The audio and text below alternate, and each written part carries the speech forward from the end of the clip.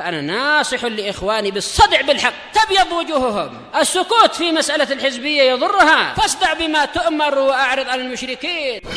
سلامي على دماج ورجالها والشيخ يحيى ودار العلم يا سعد بانيها.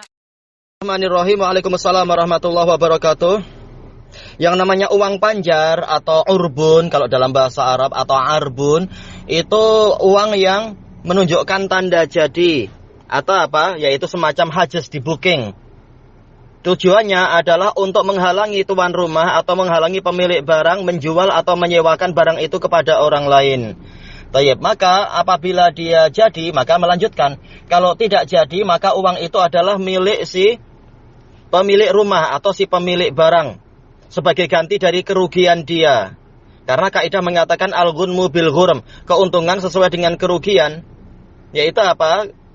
Tuan rumah mendapatkan keuntungan dari uang panjar tadi atau uang tanda jadi tadi.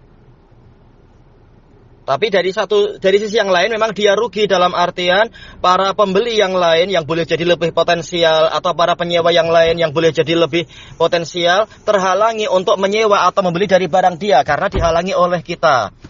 Nah, kita keluar duit tetapi kita untung yaitu barang tersebut tidak lari karena kita sudah meletakkan duit tanda jadi. Makanya duit tadi adalah milik si penjual. Kalau kita melanjutkan jual beli atau melanjutkan persewaan tinggal bayar sisanya.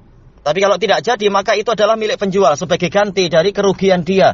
Karena boleh jadi di masa penantian kita selama beberapa minggu atau beberapa hari penjual atau milik rumah sewa tadi dia menolak orang-orang yang ingin menyewa atau membeli barang gara-gara kita sudah memesannya. Makanya sebagai ganti dari kerugian dia tadi karena dia menghalangi pembeli-pembeli yang lain tidak jadi mendapatkan pembeli-pembeli yang lain demi kita.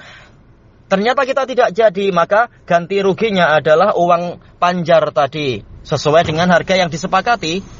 Kalau memang sejak awal kesepakatannya uang panjarnya 10.000 rupiah misalkan atau 100.000 rupiah atau berapa, ya sudah saling sepakat.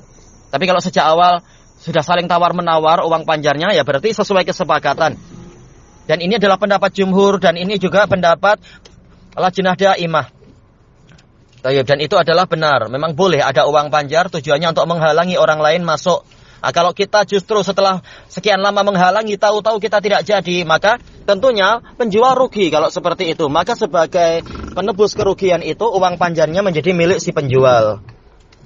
Dan ini untuk menutup pintu kezaliman. Yaitu apa? Kita ingin menyewa tapi kita masih ingin berpikir. Maka ini sebenarnya kita untung dari satu sisi, tapi dari sisi yang lain kita merugikan penjual. Penjual menghalangi para pembeli yang lain atau para penyewa yang lain. Seandainya dia memaafkan tak mengapa, tapi kalau dia tidak memaafkan maka ini kasihan si penjualnya kalau tidak ada uang panjar tadi.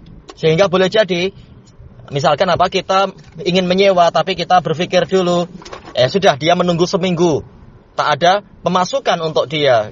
Kemudian kita tak jadi, minggu berikutnya datang orang lain, tapi dia juga minta waktu, ditunggu seminggu. Akhirnya boleh jadi nanti pembeli ketiga, keempat, kelima juga gitu. Akhirnya penjual tidak mendapatkan apa-apa, sementara dia telah melayani para pembeli dengan menghalangi pembeli-pembeli yang lain, calon pembeli yang lain. Makanya uang sewa ini, uang panjar ini sebagai ganti rugi dia. Tayyib. Wallahu a'lam walhamdulillahi rabbil alamin.